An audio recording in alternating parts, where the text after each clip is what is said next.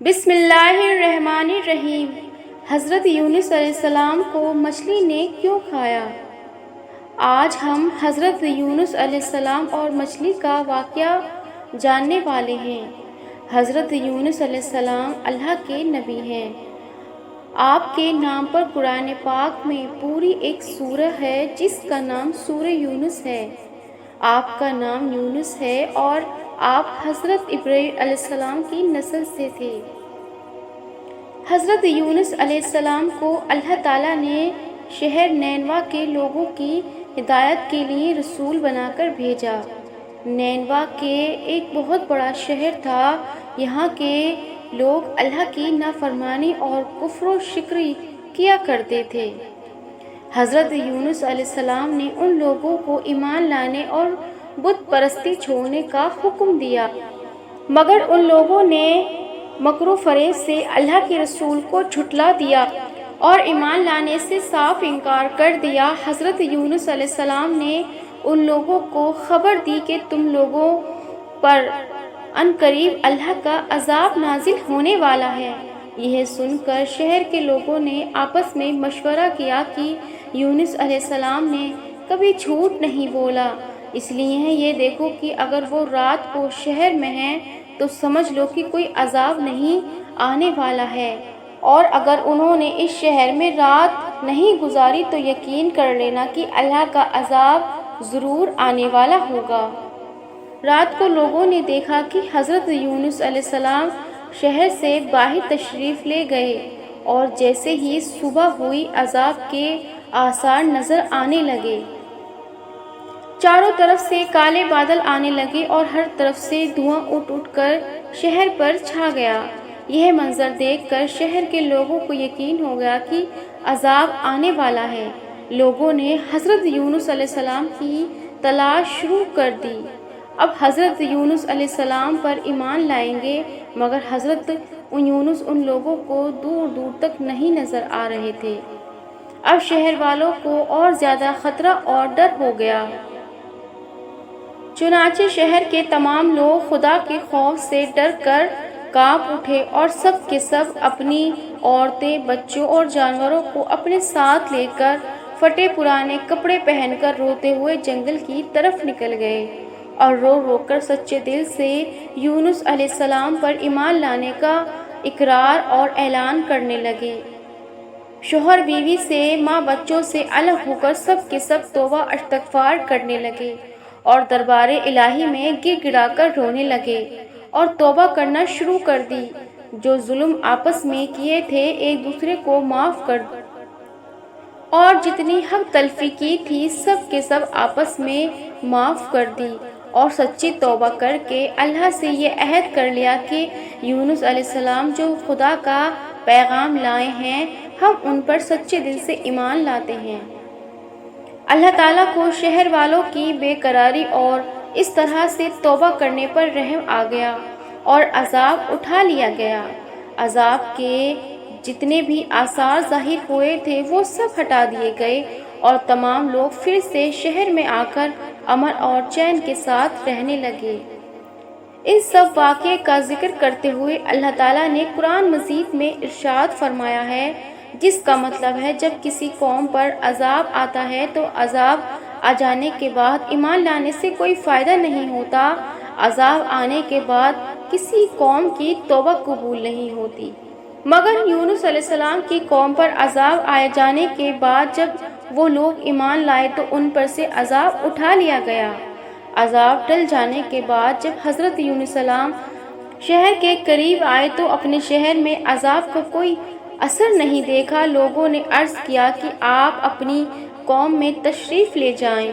آپ نے فرمایا، میں کس طرح سے اپنی قوم میں جا سکتا ہوں؟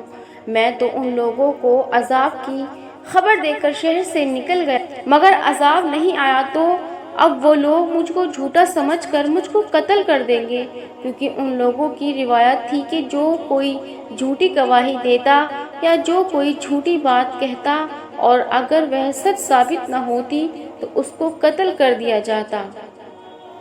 آپ علیہ السلام نے فرمایا اور غصے میں شہر سے پلٹ گئے اور ایک کشتی میں سوار ہو گئے۔ کشتی روانہ ہو کر جب سمندر کے بیچ میں پہنچی تو ٹھہر گئی، نہ تو کشتی آگے بڑھتی اور نہ پیچھے جاتی۔ کشتی والوں نے اعلان کر دیا، ہماری کشتی میں کوئی ظالم، گنہگار یا بھاگا ہوا غلام سوار ہے، اس لیے یہ کشتی آگے نہیں بڑھ رہی ہے۔ وہ شخص جو بھی ہے وہ سامنے آئے اور خود کو ظاہر کر دے تاکہ اس کی وجہ سے سب پر مصیبت نہ آئے۔ پھر حضرت یونس علیہ السلام بول اٹھے کہ وہ بھاگا ہوا غلام اور گنہگار میں ہوں، کیونکہ اپنے شہر سے نکل کر کشتی میں سوار ہونا یہ ایک خوف کی وجہ سے تھا، اللہ کے حکم سے نہیں تھا، اور اللہ کے حکم کے بغیر اس طرح شہر چھوڑنا حضرت یونس علیہ السلام کی پیغمبرانہ شان نے ایک گناہ قرار دیا، کیونکہ پیغمبر کا ہر کام اللہ کی مرضی سے ہوتا ہے، بغیر اللہ کی مرضی سے وہ کچھ نہیں کرتے۔ حضرت یونس علیہ السلام نے فرمایا، مجھے دریا میں ڈال دو تو میں تم سب سے اس عذاب سے بچ جاؤ گے، مگر کشتی والے ان کی اس بات پر تیار نہ ہوئے۔ آپس میں بات کرنے لگے کہ حسین نوجوان ہے، یہ کبھی جھوٹ نہیں بولتا، یہ پاک دامن نوجوان ہے، یہ بے گناہ نوجوان ہے، اس کو کیسے سمندر میں ڈال سکتے ہیں؟ اس کے بعد ان لوگوں نے قرآن دازی کی جس میں یونس علیہ السلام کا نام نکلا۔ لوگوں نے اس بات پر تعجب ہوا اور کئی مرتبہ قرآن دازی کی گئی، ہر مرتبہ آپ علیہ السلام کا ہی نام آتا۔ ایک طرف قرآن دازی میں نام نکلنے پر آپ علیہ السلام کو دریا میں ڈالے جانے کا سامنا ہو رہا تھا، دوسری طرف ایک بہت بڑی مچھلی اللہ کے حکم سے کشتی کے قریب منہ کھولے موجود تھی۔ آپ علیہ السلام کو اپنے پیٹ میں جگہ دے دے۔ آخر کار کشتی والوں نے آپ علیہ السلام کو اٹھا کر پانی میں ڈال دیا، اور اسی دوران ایک بہت بڑی مچھلی نے آپ علیہ السلام کو نگل لیا۔ حضرت یونس علیہ السلام 40 سال تک مچھلی کے پیٹ میں قید رہے، مگر اس حالت میں حضرت یونس علیہ السلام نے ایک آیت کریمہ کی تلاوت کی، لا الہ الا انت سبحانک انی کنت من الظالمین۔ یونس علیہ السلام نے 40 سال تک مچھلی کے پیٹ میں اس آیت کی تلاوت کرتے رہے۔ اس آیت کی برکت سے اللہ تعالیٰ نے انہیں اندھیری کوٹھی سے نجات دی اور مچھلی نے کنارے پر آ کر آپ کو اگل دیا۔ مچھلی کے پیٹ کی گرمی سے ان کے بدن پر کوئی بال نہیں بچا تھا۔ اللہ تعالیٰ نے ان کے قریب ایک درخت اگا دیا جس کے پتوں کا سایہ آپ علیہ السلام کے لیے راحت کا سبب بن گیا، اور ایک جنگلی بکری اللہ کے حکم سے صبح شام آپ کے پاس آ کر کھڑی ہو جاتی اور آپ اس کا دودھ پی لیتے۔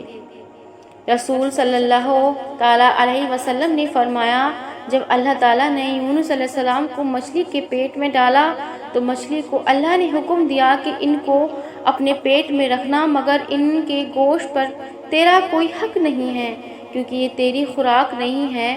جب مچھلی حضرت یونس علیہ السلام کو لے کر سمندر کی انتہائی نچلی سطح میں پہنچی تو حضرت یونس علیہ السلام نے کچھ آوازیں سنی۔ اللہ تعالیٰ نے ان پر وحی نازل کی، یہ سمندری جانوروں کی تسبیح ہے۔